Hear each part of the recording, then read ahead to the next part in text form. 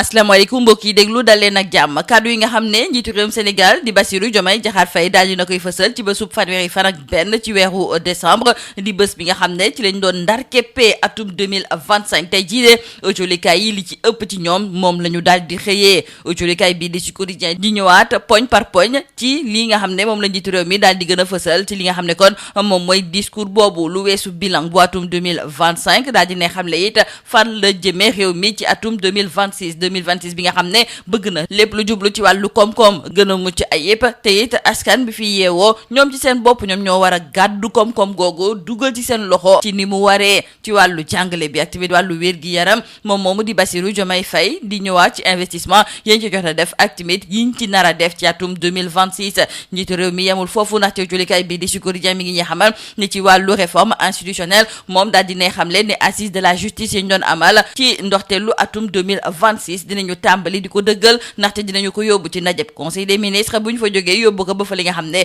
moom mooy ci assemblée nationale autolikaay bi di Le Soleil di ñëwaat tamit ci adresse à la nation bi nga xam ne jiitu réew bi ma ngi ko doon amal di wax ne ci atum 2026 dina nekk at goo xam ne dinañ ci gën a fësal lépp lu jublu ci wàllu investissement rax ci dolli tamit ci yenn ci ay secteurs yu mel ni wér-gi-yaram éducation di jàngale bi wàllu hydraulique ak tamit wàllu énergie ñoom dinañ ci def seen kéemtalaay kàttan enquête yéeni kaay di ñëwaat ci kàddu yi moom mi nga xam ne kon l'opposition bi saa su ne ñoo ngi koy attaqué ak sax ñoo xam ne dañoo bokk ci majorité présidentielle wante Diomaye fa mu jàppoon démb ak barke démb tey ji la ci gën a ngoy ndaxte moom nee na bépp engagement boo xam ne daf koo jëloon dina def kéemtalaay kàttanam ba daal di koy respecté Diomaye ñëw na ci wàllu bilan ci wàllu perspective maanaam daal fa mu dëgmal ak tamit yenn ci ay tëkku ak i fàtte yoo xam ne def na ko ci discours am googu ndaxte suñu naataangoo yu culikaay bii di Subatel ñoom la ñu gis moom mooy ne Diomaye dafa fàtte ñi nga xam ne kon ñoom ñooy béykat yi waxulit jëmale ko ci wàllu mbëkk mi te pourtant saa su ne ñuy daal di nemeeku ne am na ay ndaw yu fi jógee ngir dem fa li nga xam ne kon moom mooy ca bitim réew di ko jaarale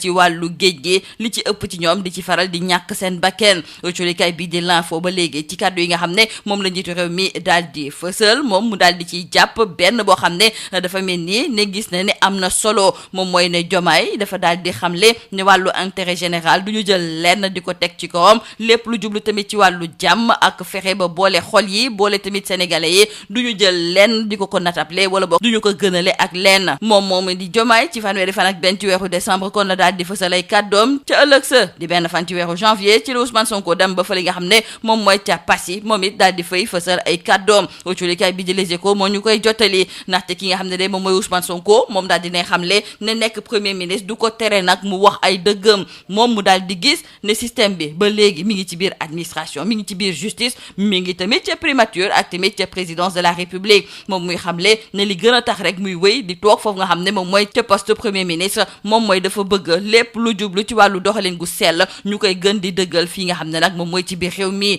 yor bi tamit di ñëwaat ci kàddu yi nga xam ne kii Ousmane Sonko fësal na ko fa li nga xam ne moom mooy ca Passy ndaxte foofu dañ ko fa prié woon ngir mu daal di ndar keppe 72 heures culturelles bu diwaanu Passy foofu nag la fa kii di Ousmane Sonko daal di yëkkati ay kàddu julikaay bii di yor bi ne ci lu ñuy tuddee détournement de deniers publics kii nga xam ne moom mooy Ousmane Sonko daal di ne xam le ne kenn du si fasante xànceek morom bi moom di Ousmane Sonko julikaay bii di Walf Quotidien daal di gis ne moom ak ki nga xam ne de moom mooy Diomaye duel à distance la ñuy nemmeeku ci seeni mbir bu téyee kii wax lii te ëllëg sa kële wax leneen l'observateur moom it di ñëwaat ci diggante Diomaye ak Sonko waxtaan nañ ci sax ak ki nga xam ne moom mooy docteur Malaw Kanté nekk analyste politique moom mu gis ne kàddu yi nga xam ne moom la jëwriñ bu njëkk kii di Ousmane Sonko daal di fësal ci benn fan ci weeru janvier ginnaaw ba Diomaye fësale ay kàddoom ci fanweeri fan ak benn ci weeru décembre dafa mel ni nag ne pëccëxoo am na daal ci bopp réew mi te loolu moom dafay tilimal deru ñi nga xam ne kon ñoom ñoo nekk ci bopp réew mi Diomaye moom fu mu nekk nii ma ngay apaisé di dalal Sonko di gën a dëgëral loolu loo jolikaay bii di point actu daal di gis ci diggante Diomaye ak Sonko ak tamit discours yi nga xam ne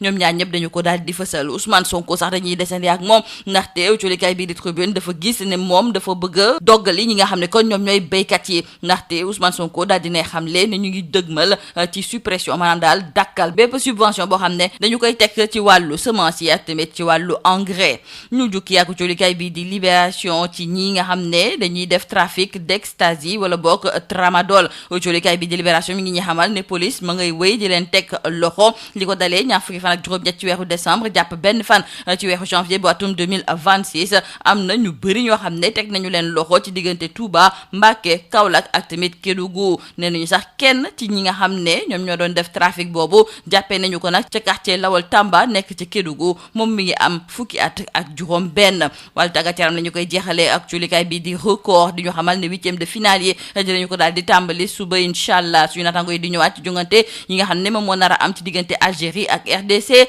Mali ak Tunisie Côte d'Ivoire ak Burkina réewum Sénégal di daje ak waa Soudan lii moo nekkoon mbokk jullikat yi li gën a fas ci biir julikaay ñu leen di ñaanal njeex te lu bës ak jom. Mesdames et messieurs, bonjour. Le discours à la nation du président Bassirou Diomaye Diakhar Faye prononcé ce 31 décembre revient dans la quasi-totalité des quotidiens parus ce jour. Sud Quotidien commence par nous dire que pour son deuxième discours à la nation, le président Bassirou Diomaye Faye a livré un bilan approfondi de l'année écoulée avant de décliner les priorités de sa gouvernance du Sénégal pour 2026. Ces engagements pris à l'orée du nouvel an se traduiront notamment au-delà des réformes politiques et judiciaires destinées à la consolidation de la démocratie et à la paix par le démarrage du deuxième pont de Ziguinchor, le lancement du grand transfert d'eau et de grands projets porteurs d'envergure nationale. Retenons que par rapport aux réformes institutionnelles, les assises de la justice et du système politique entrent dans leur phase décisive,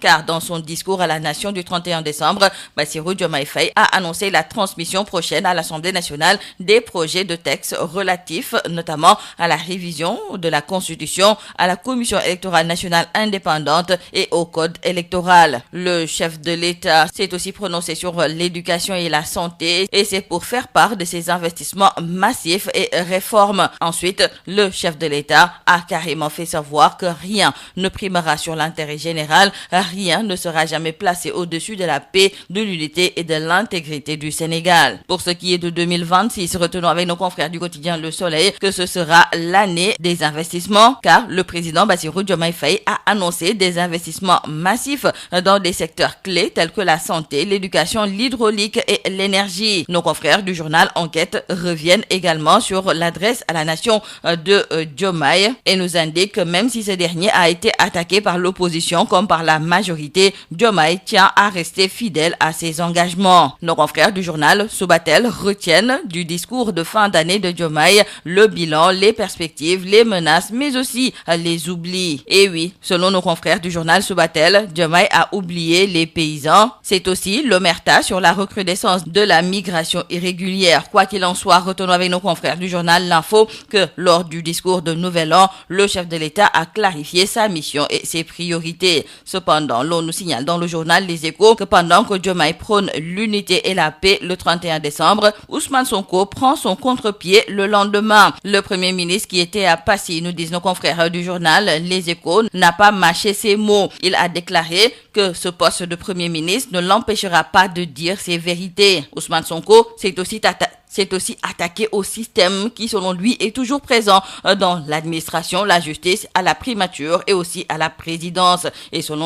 il finit par ajouter que la seule raison qui le retient à son poste de Premier ministre, c'est de veiller à la bonne gestion des affaires. Nos confrères du journal Yoor B reviennent également sur le cri de fermeté de Sonko à Passy. En clôture des 72 heures culturelles de cette localité, le Premier ministre Ousmane Sonko a troqué les civilités d'usage pour un discours de rupture radicale. Et face à une dette publique héritée de plus de 119%, le chef du gouvernement a martelé l'exigence de reddition des comptes, promettant qu'aucun détournement ne resterait impuni. Entre annonce du passage à l'acte 4 à la décentralisation et pose de la première pierre du futur lycée moderne, le Premier ministre réaffirme le cap, à savoir le démantèlement du système de corruption qui est le préalable non négociable à toute prospérité nationale. Donc, nos confrères du journal Walf Quotidien trouvent que par rapport aux vœux de nouvel an du président de la République et à cette sortie du Premier ministre à Passy, c'est un duel à distance. Diomaye Sonko, nouvel antagonisme, écrivent nos confrères du journal L'Observateur. Nos confrères nous rapportent les propos du chef de l'État qui a carrément fait savoir que la haute charge qui lui a été confiée lui prescrit une hauteur d'esprit et il entend le garder en toutes circonstances.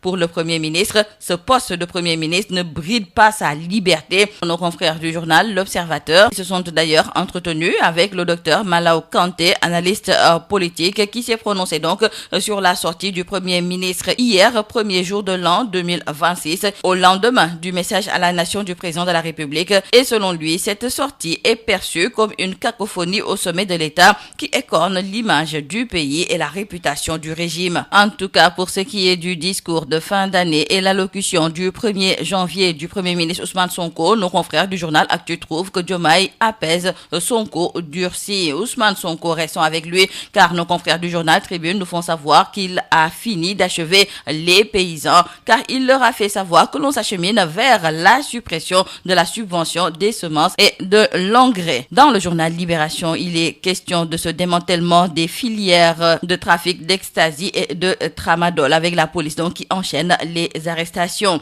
Entre le 28 décembre et le 1er janvier 2026, des interpellations suivies de saisies ont été réalisées à Touba, Mbacké, Kaolack et Kédougou. L'un des trafiquants arrêtés au quartier Lawal Tamba de Kédougou était âgé de 16 ans. Terminons par le sport. Les huitièmes de finale démarrent demain, nous disons confrères du journal Record qui nous parle de ces chocs Algérie, RDC, Mali, Tunisie, Côte d'Ivoire, Burkina et le Sénégal donc qui affrontent le Soudan. C'est tout à vos journaux et très bonne lecture.